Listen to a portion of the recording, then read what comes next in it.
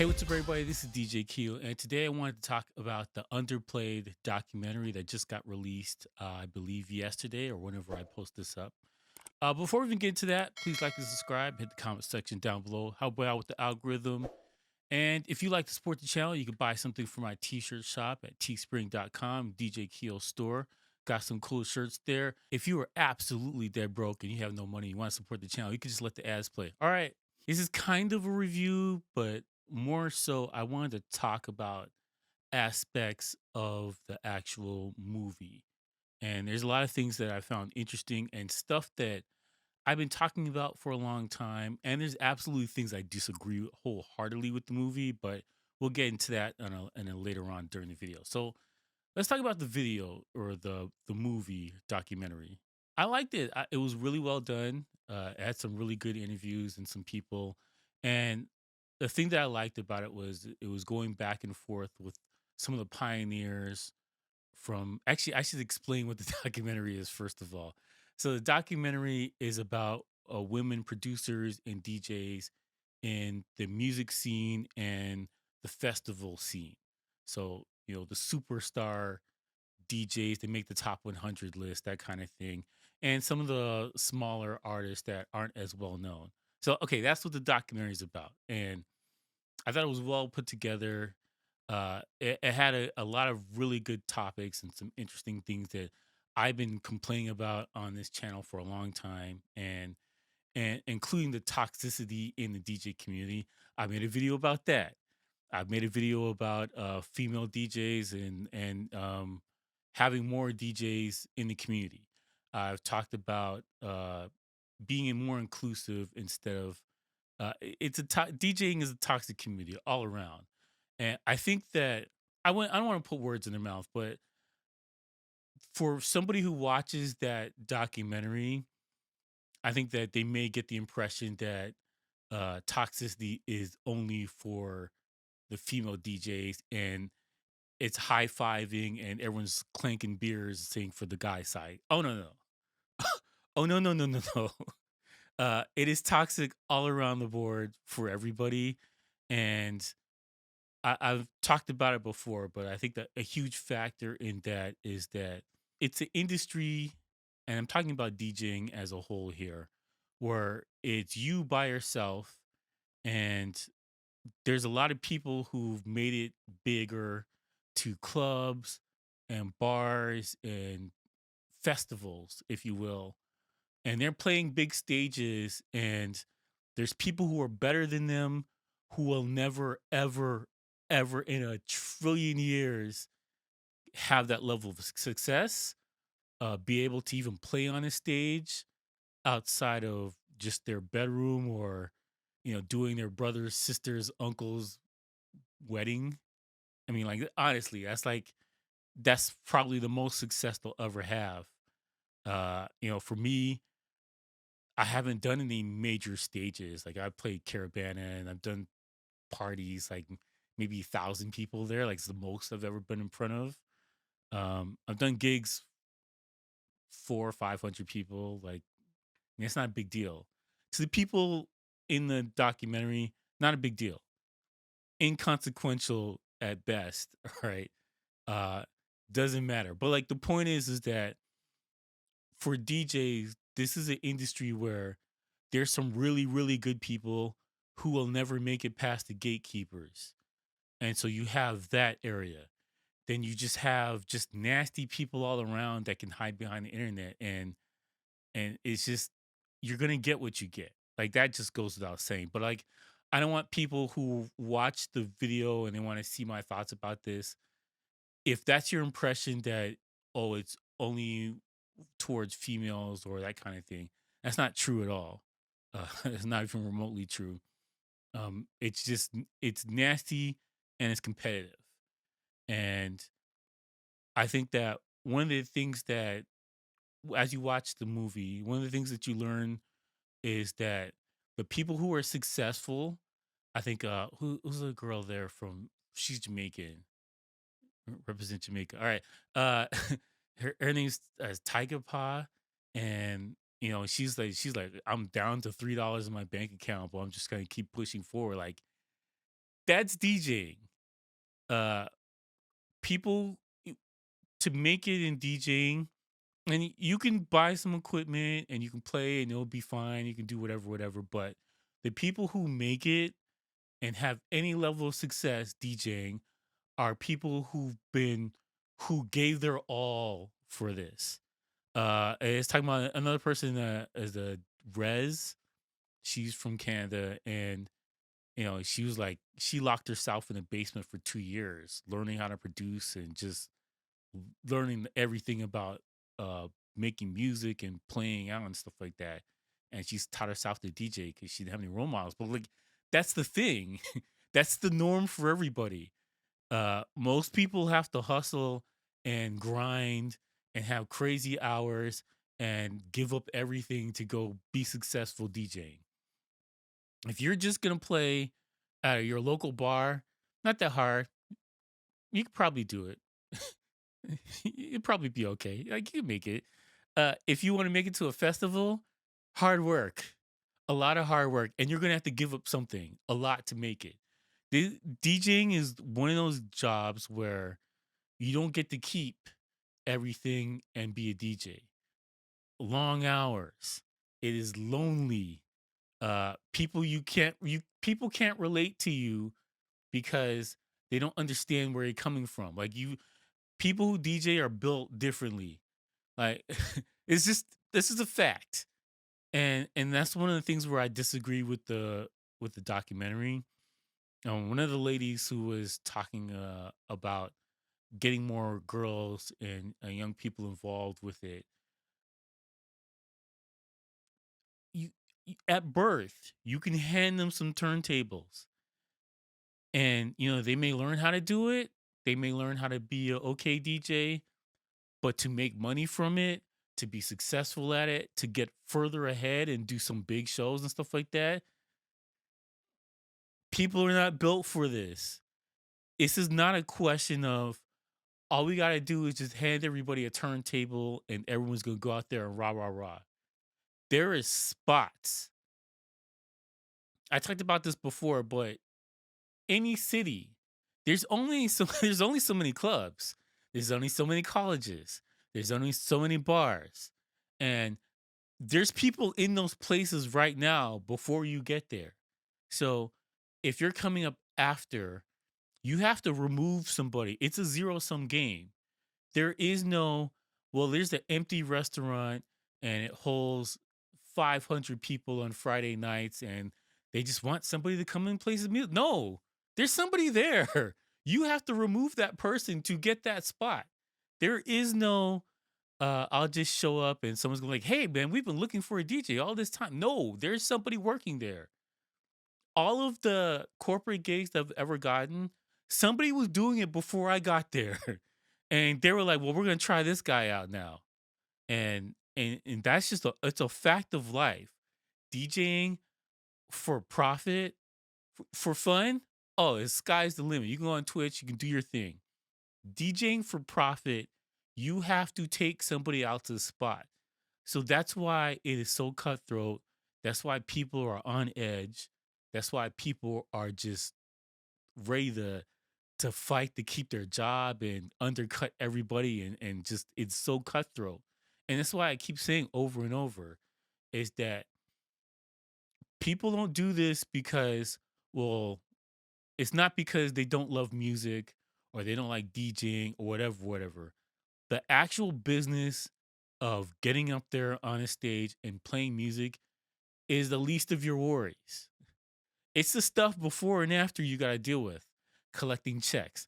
I've done gigs where uh I I brought equipment, whatever, whatever, and I played 6 hours straight, knocked it out. Everybody's like, good job, yada yada yada. And then I don't get paid for like 5 months. Like that's happened before. And I'm calling the person like, yo, where's my check? Where's my check? Where's my check? That's happened before. This is not a business where people will just hand it to you and it's just wide open spaces and all you gotta do is get in there. It is cutthroat and you have to take somebody else's spot. One of the things that I found interesting about the documentary is they were talking about the Budlight Soundstage. I forgot what it's called. It was a Budlight Dreams Festival, and so like one of the ladies who's organizing it, she said, "I would like." We were trying to get 8 DJs, 8 female DJs, to do the main stage, to headline the thing. They can only get 3. When I look at my own analytics for my channel, like I without question, my channel is very techy and nerdy, and not I my channel is not for beginners. I look at my channel more for as a channel for people who are already on their way or people who are already in the business. My channel's not a beginner channel. Like, if don't come here if you're looking for how to do a basic scratch, whatever. I'm assuming you know how to do that, and I want to talk past. This is how you do a scratch, or this is how you blend 2 songs together. Like, that's not no. Don't come for my channel for that. My channel is for you're already a professional DJ, and then what? That's what my channel's for. My channel is 99% dudes. It is a sausage festival up in here, right? 99% dudes. I have a couple ladies that watch my channel, and really cool people, and they're professionals. And that's the thing though. They're not how do you DJ? They're all right, I'm already doing club, whatever. And I liked what you said about this gear, or I like what you're saying about the industry or whatever. But it's not how do you do this? It's we're already there. And my analytics is like, I'm pretty sure if you talk to anybody else who has a DJ channel like this, the numbers are similar across the board.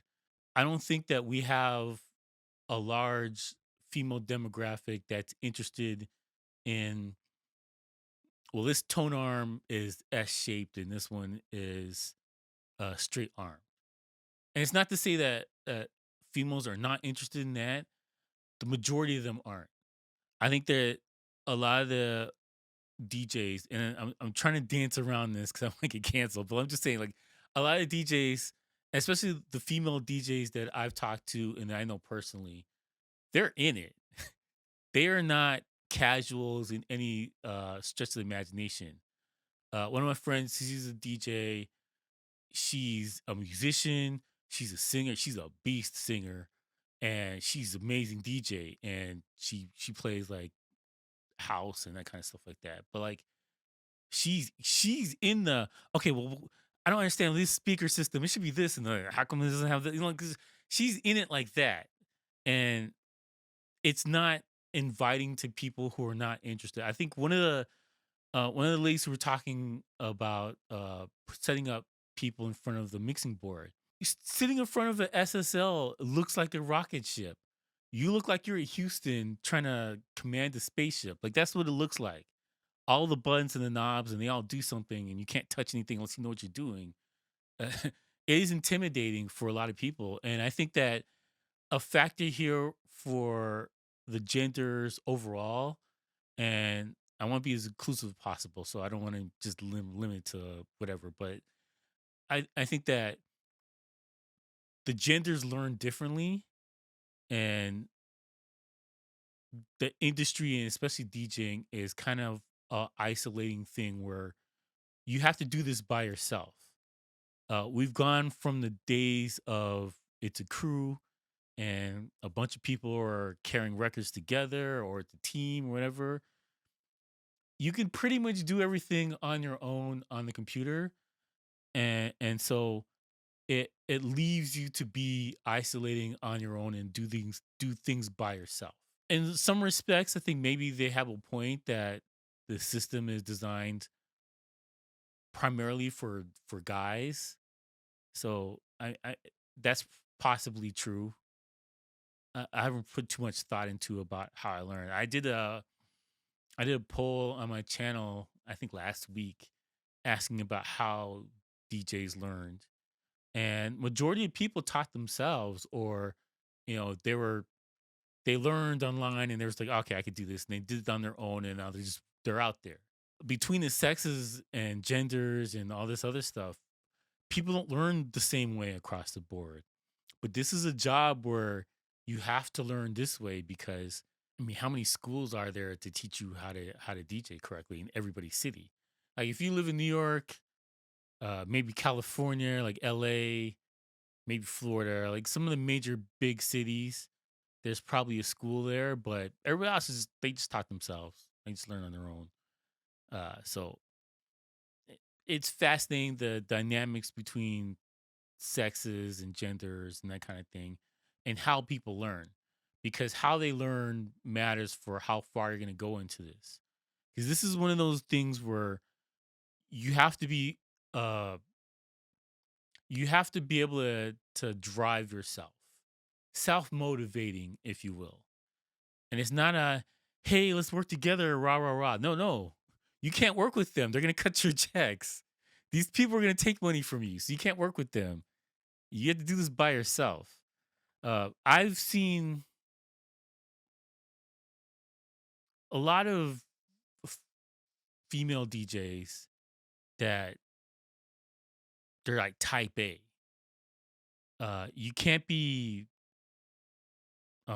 shy at all. And you kind of have to be able to do this on your own and just go and self motivate and do things in isolation. You have to do that. And I said it before, like these people can't relate, man. It's just a weird vibe. And so a lot of ladies who DJ, you're forced to be in this man space almost around other dudes who are doing it like this, and the numbers are just not there. I don't think that because of how competitive it is and the mindset that a lot of people have for how this thing works, I don't think it's designed in a way to be inclusive, if that makes any sense. And I don't want to belabor the point, but all right. So they made a point about they think that women's voices should be more heard in the music industry, and I agree. I that's a no brainer. That goes without saying. I think that for DJing and music production, it's kind of similar to STEM, where it's a male dominated space, and there's initiatives and people do all this stuff to add the other genders in there, but it's not it's not about the genders, and I think people need to make this clear.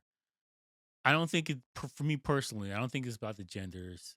I think that what it really comes down to is motivation. It's something that you have to have uh focus and a drive to want to be in. Like for instance, for me, I did some programming in college.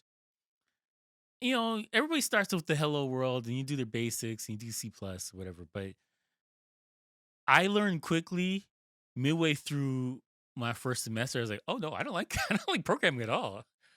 Oh no, this is not for me. And this is one of those reasons why you could do all the initiatives in the world for STEM and this kind of thing and be like, hey, we got this special school for learning, whatever. But if people have that inert drive to want to be in this thing, it's not going to take. Even if they're good at it, it's just not going to take. People don't have the answer for it. But I don't think that you forcing it is going to make it work. People are just going to quit later on after debt. Like, I mean, that's what's going to happen. Uh, if you don't love it, and that's why I say like you can't. This is not something that you can push. And I did the whole thing about STEM. Like, it's not something you can push. If you're not in it, you're not in it. And I think it's better to find out early if you're not in it, and then let those people fall to the wayside. And then the people who are focused in this, then they can go and do their thing in their own circle or whatever. But it's not a thing that you can shove and regulate into existence. It's just not going to work. Based on how, like, a perfect example of this is Allison in Wonderland, top one of the top DJs in the world, big producer. She's a singer. She's all around artist, whatever.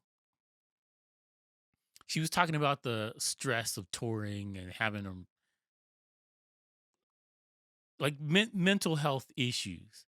And this is one of the reasons when Avicii died, I made a video. I'm like, we got to talk about mental health, man. Touring, and it's a video that nobody wants to talk about, nobody wants to address, but it's hard.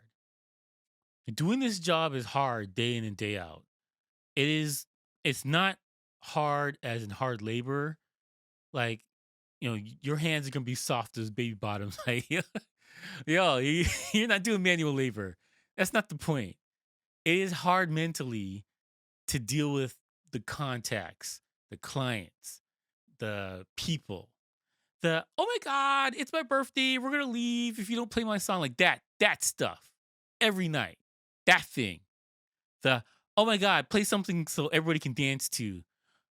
Oh, this DJ sucks because he's not playing my song. So boo, like that thing.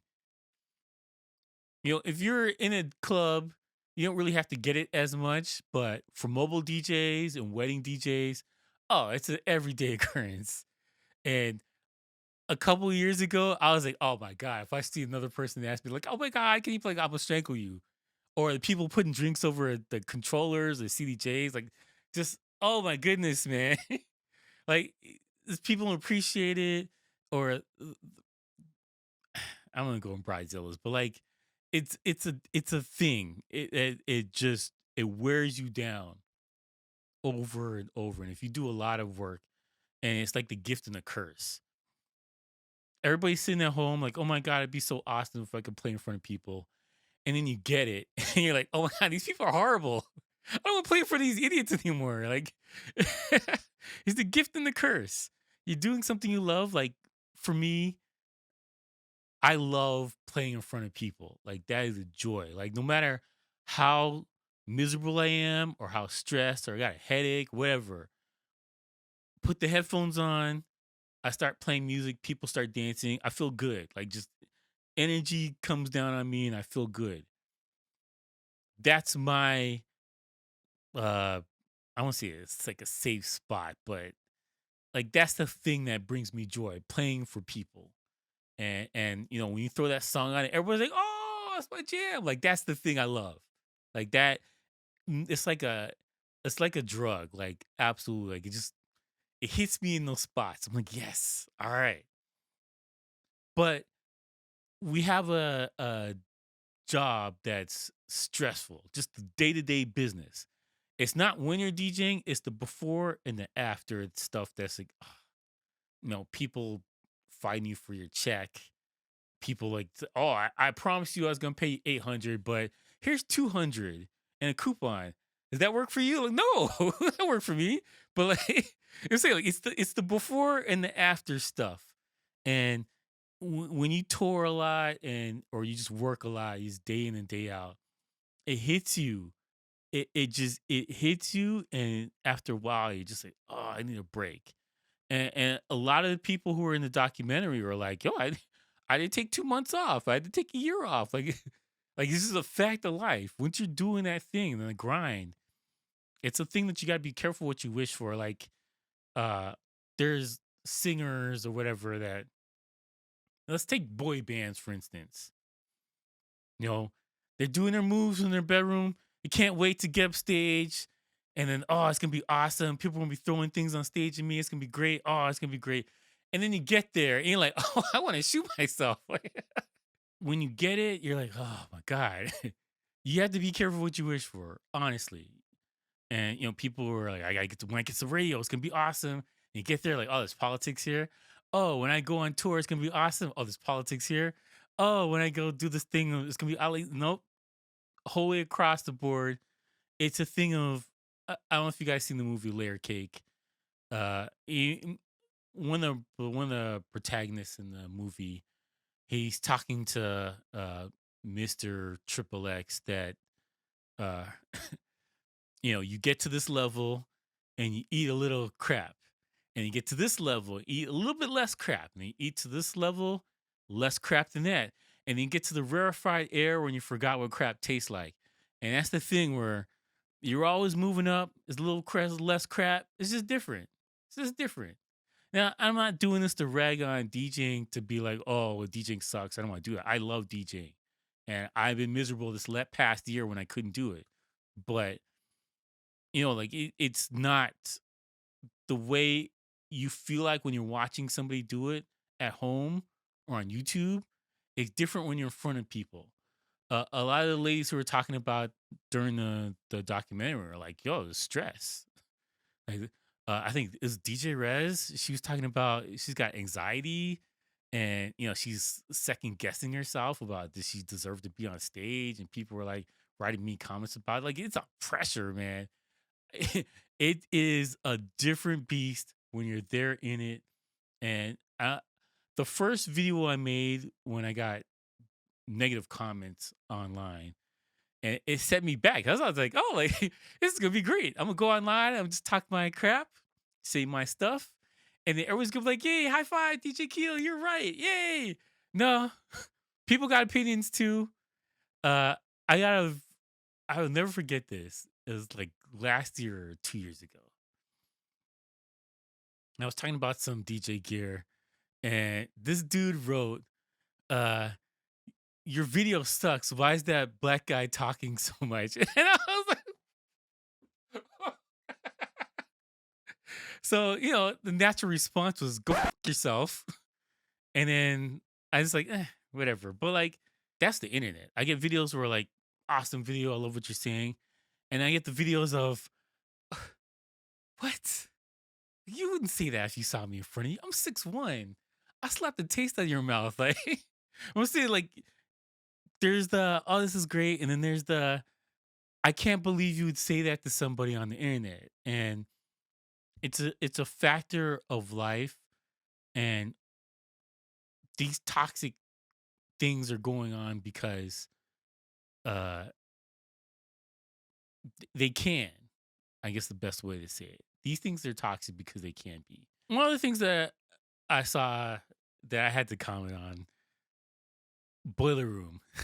Boiler Room is the worst. It is the absolute worst of the worst. Boiler Room, and not the organization. That's cool. I like some of the DJ sets. I like to listen to in the background sometimes. They play some really cool stuff. The setup of having a DJ in the middle of a room of crazy people on drugs seems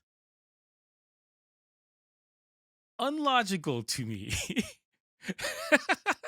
It seems not a good idea. I just think about I've done like college parties and the idiots coming up to me asking me to play songs and just dangling a drink over my laptop like that. And I'll imagine people who are high on drugs or whatever they're high on. They're high in life, all right? I don't want to disparage the people who are dancing, living their best life. But they're just over your shoulder like this or like this. And I'm just like, oh, I can't. The concept of, I know when they wanted to do like this underground feel, like how it used to be in the 80s, whatever. Okay, but maybe you should put like a little circle around you, like too close, like 5 feet, 5 feet, like just a little bit of space between you and these people who are dancing all over your shoulders, breathing on your neck. Look at that. Oh, you gonna play that song? Like, Boiler Room sucks. Fix that. Because there's a section in the documentary and talking about a couple people had bad experiences on Boiler Room. And I'm like, this is why. Boiler Room's the process of having the DJs in a circle around crazy people dancing. Terrible idea. I know what you were trying to do. Terrible idea. The only good thing about the beer virus is that they won't be able to do Boiler Room anymore. Fix your shit. Yo, Boiler Room, man. Why would you do that? I don't.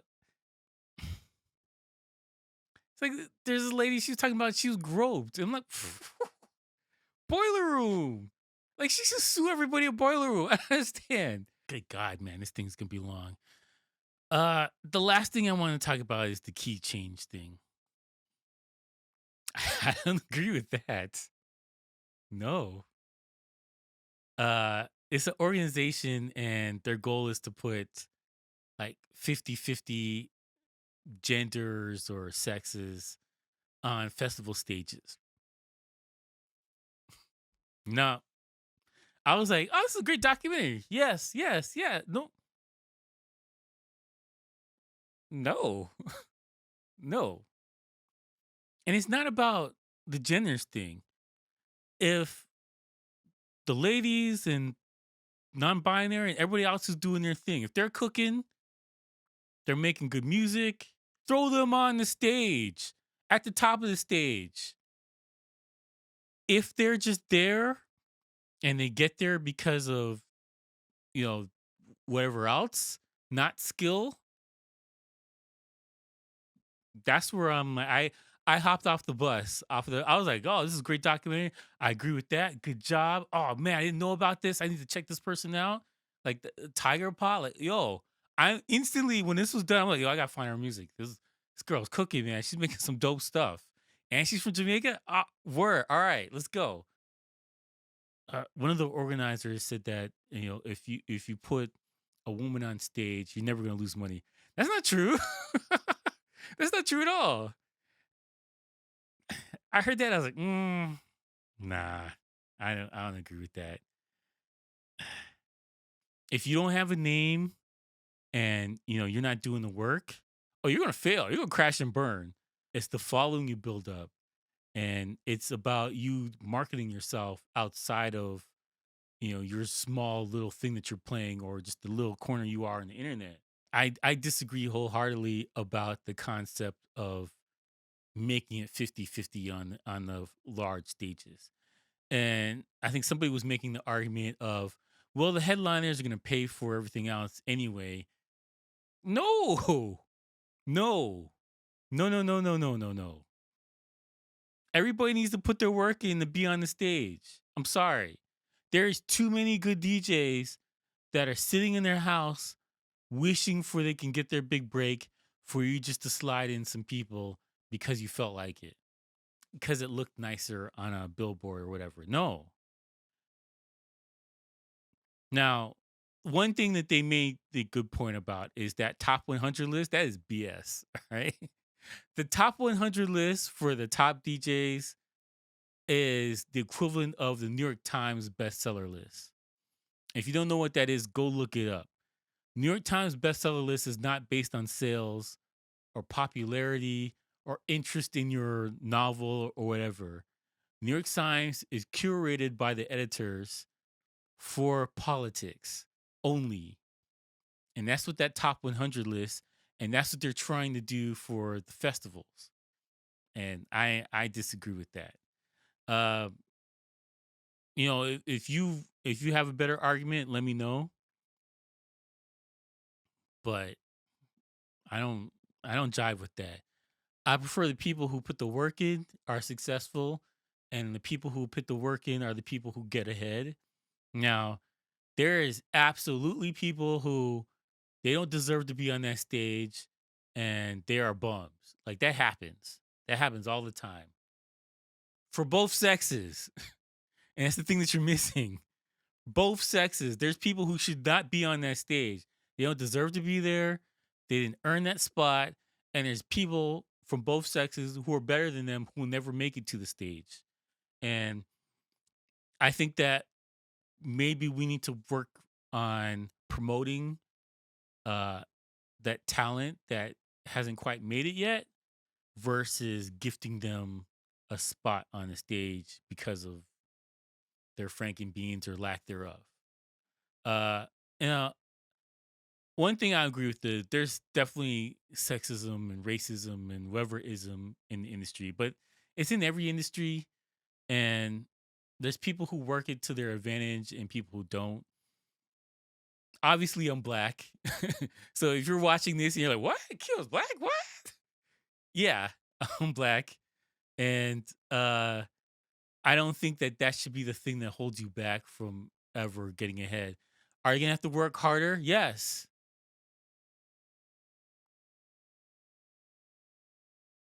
Yes. You're gonna have to work harder.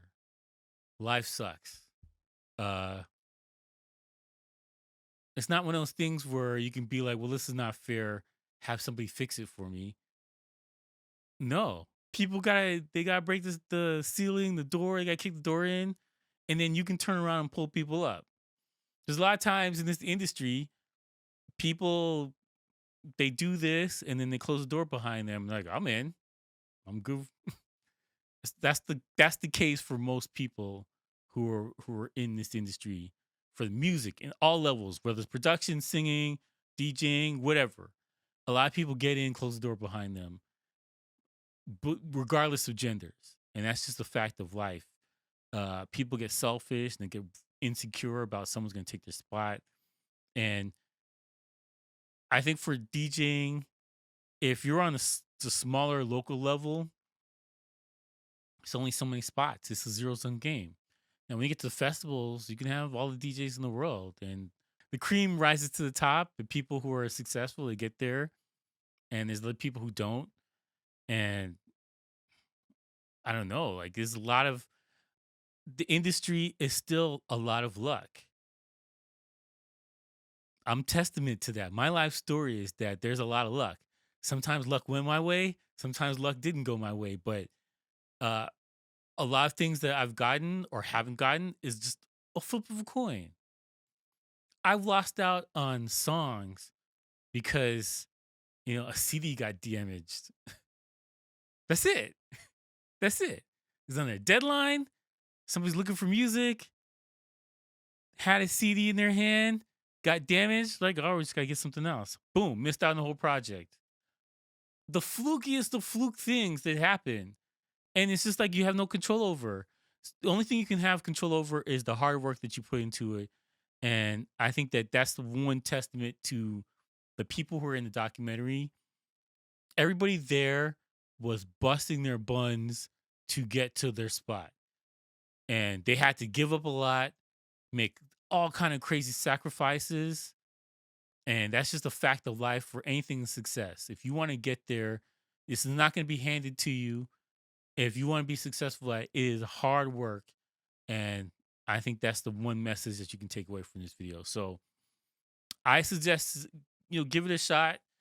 It may not be for you. It could be for somebody else in your family. I don't know.